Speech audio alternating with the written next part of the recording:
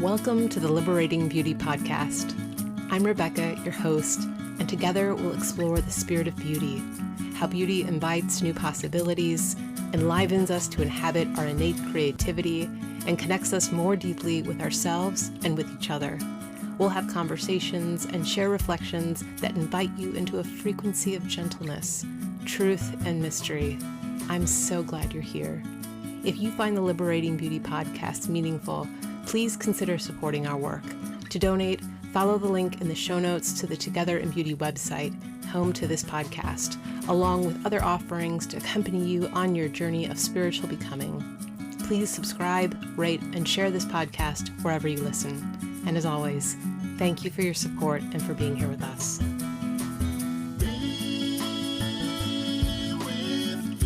Welcome back to the Liberating Beauty Podcast. I'm so glad to have you here with me this week as I kick off a new idea for a sporadic series that's on the topic of what I'm calling outside the matrix. So what I'm talking about here is what it looks like and what it takes every time that we have the courage to look at our everyday patterning, our everyday conditioning, and the expectations we place upon ourselves or that are placed upon us, and ask ourselves, is this the life I want to be living? And when I think of what that looks like, I get this image, graph paper almost, where there's all these little boxes, and I can see life happening, almost as if I'm watching it like a movie. And I see myself just kind of going to the corner of that movie that's playing out on somehow graph paper in the background and literally stepping outside of it and stepping outside of circumstance and saying, is this the life that I want to participate in? It's a reclamation of agency and of possibility.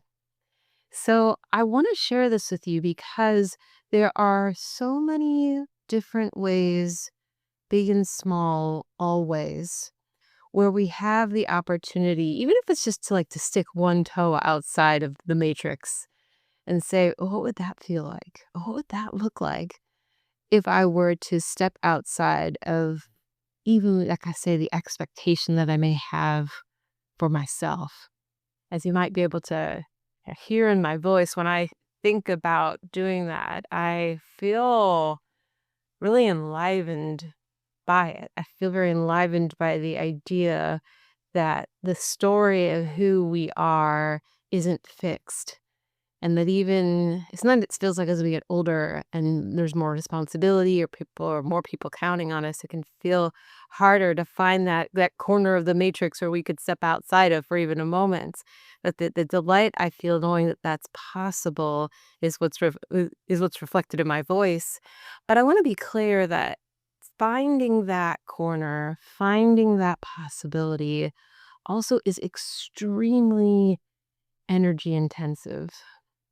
Because when we make those choices that on the surface feel countercultural or risky, presumptuous, entitled, very often they are met with some kind of reaction from the outer world.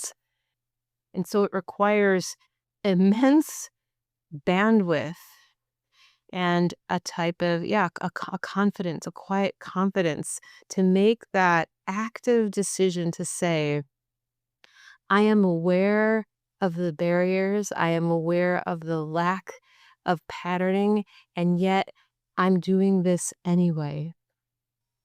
So I thought what I would do is, rather than give you a back-to-back-to-back series of examples of what this has looked like, I thought what I'll do is, as things come up in my own life and in the lives of people I connect with, work with, and support, I'll share almost these little case examples of what stepping outside of the matrix looks and feels like. Because there is something in sharing our own stories of liberation that we liberate each other. And that's in essence what this podcast is all about. How can we be beacons of light and support for each other to liberate our beauty, our purpose, and our sense of belonging to each other? To give you a little taste of some of the examples that I imagine that I'll share and the ones that I've already navigated, here's just some little micro examples. I thought about my training, my background, and how I had mentioned in earlier episodes, I've been trained as a researcher.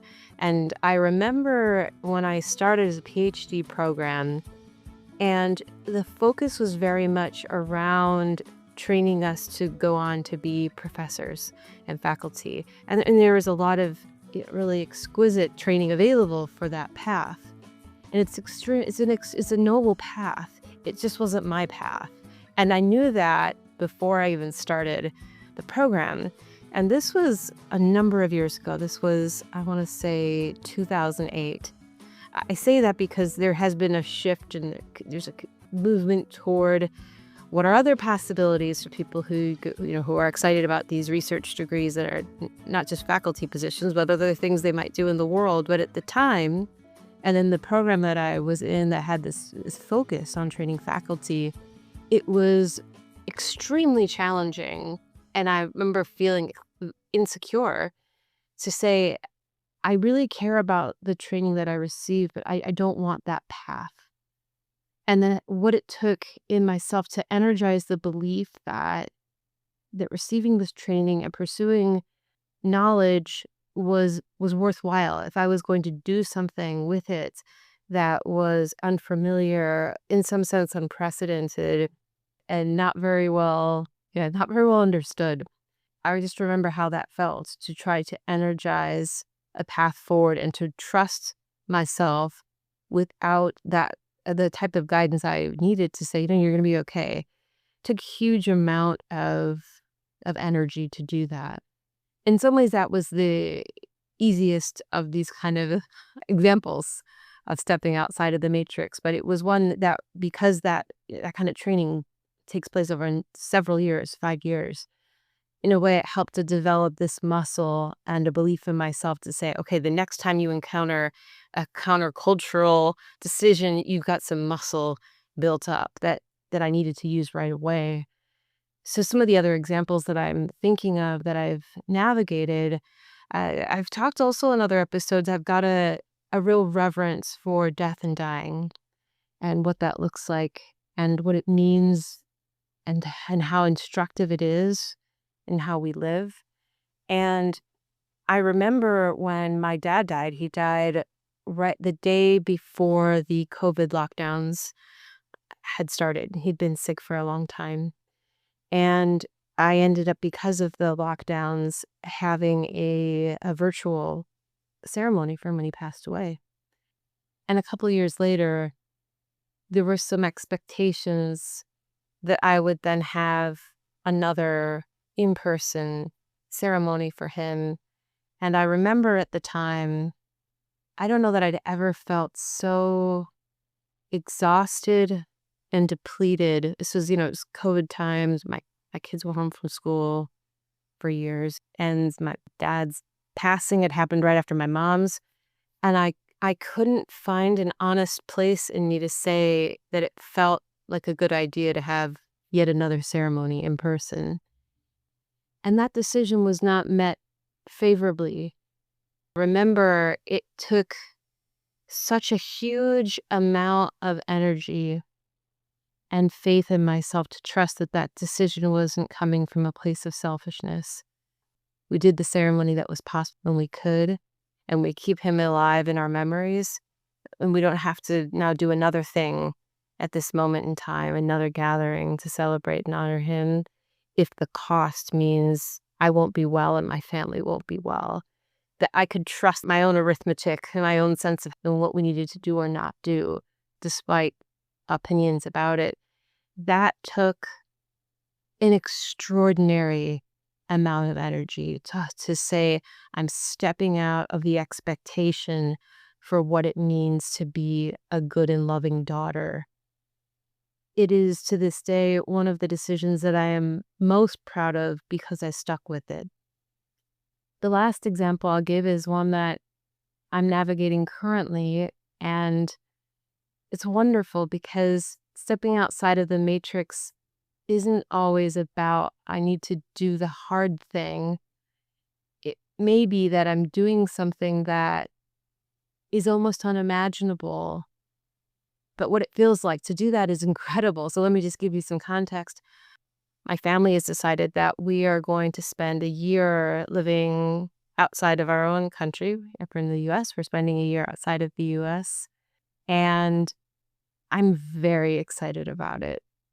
I mean, there are experiences I find now when they happen like this, I feel like a teenager again. The feeling of there are adventures ahead of me that give me that butterfly feeling of being 17.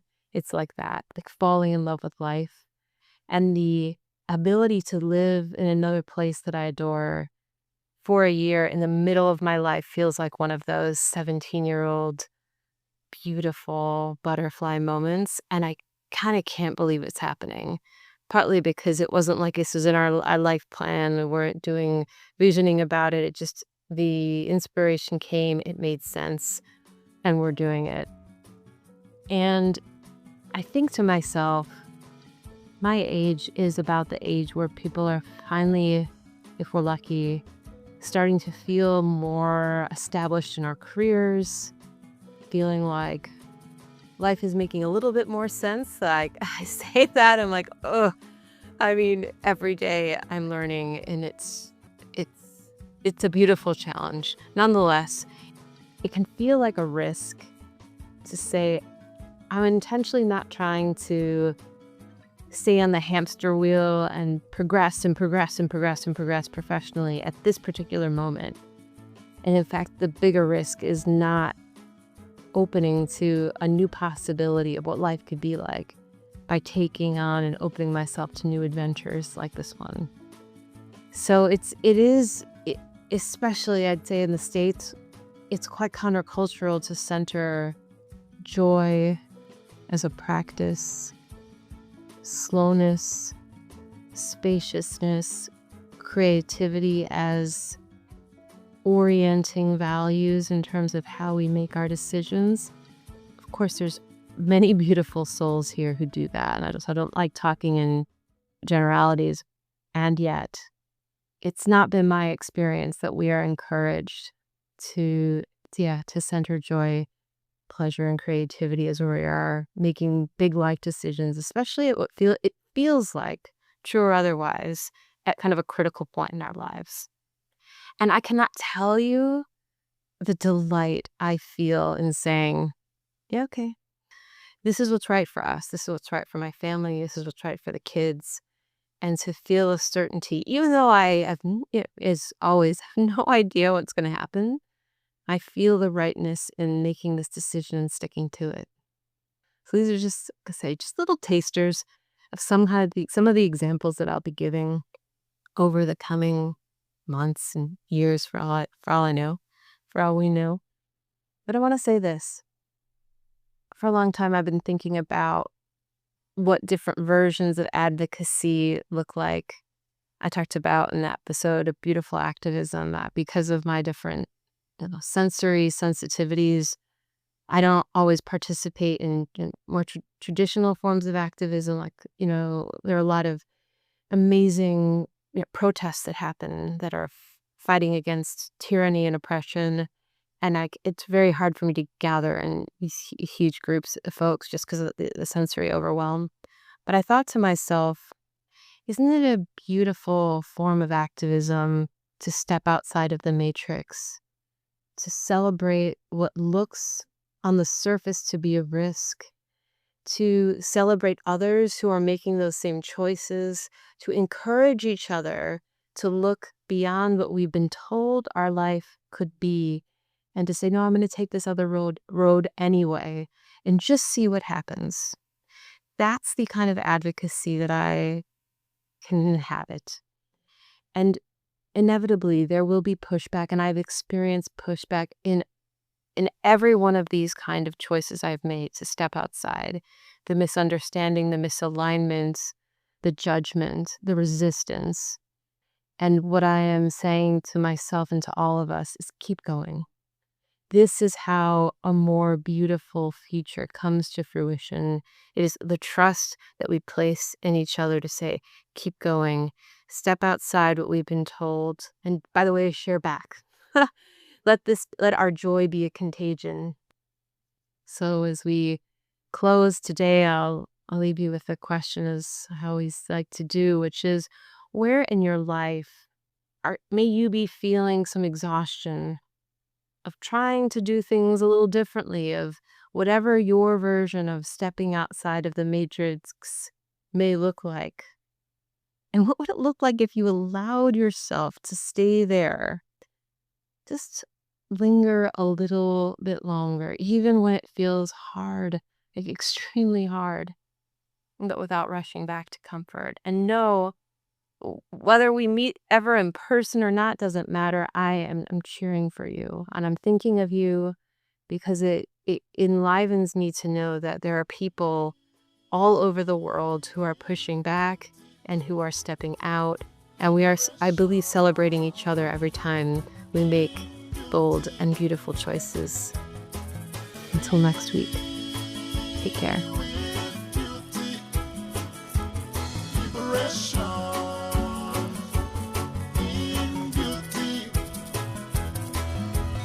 Thank you for listening to the Liberating Beauty Podcast. To learn more about the podcast, my work, and how I can support you on your journey of spiritual becoming, head over to the Together in Beauty website or email me at rebecca@togetherinbeauty.com. It's an honor to accompany you on the journey. A huge thank you to our multi-talented producer and co-creative director, Mapumba Cilombo. To learn more about Mapumba's work as a producer, sound engineer, and musician, check out the show notes for a link to his website at mapumbamusic.com. And as always, many thanks to you, our listeners. None of this would be possible without the energy, encouragement, and vitality that you reflect back to us each week. Until next time, may you walk in beauty.